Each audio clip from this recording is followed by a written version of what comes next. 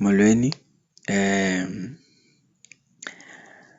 kufumanwe umntana oyintombazana ecaleni kwendlela ekubonakala ubana seswelekile.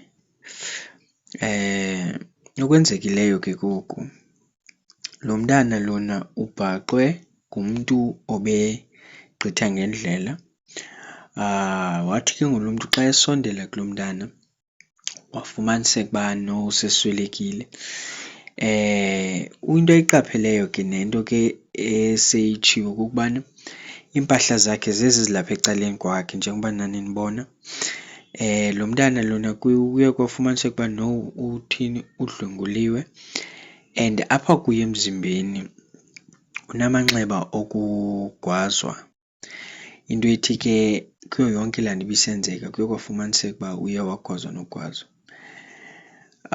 Lo mntana ke iminyaka yakhe njengoba iqikelelwa phaa koo-20 kuba uyabonakala uba ngumntana osemncinci, kodwa ke ipiktsha yakhe asikwazanga ukuyiveza kuba uYouTube noFacebook abasivumeli uba siziveze ii-pictures ziwesi khona zabantu asebele beswelekile abancinci, ingasuswa le video.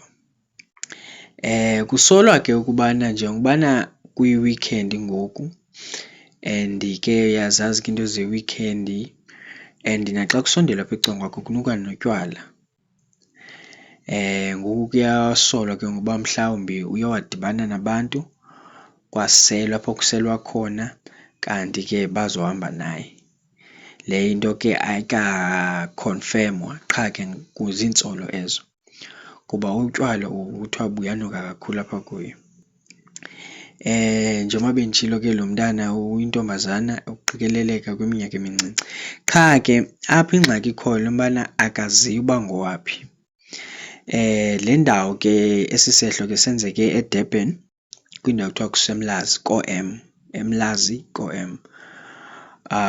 Kuyacelwa ke umntu omaziyo okanye umntu olahlekelweyo aye emapoliseni aseMlazi koo-M. Nalapho ke ngoku azatsho ke ngoku afumane iinkcukacha ke ngoku zalo mntana, akwazi uncedakala ukuba nguye nyani. Siyacela ke nenze sure uba niyalayikha, nisabhskrayibhe, niphinde futhi nishere le content ukuze ke ngoku yazi nabanye bakwazi uzifumana ezi videos. Enkosi.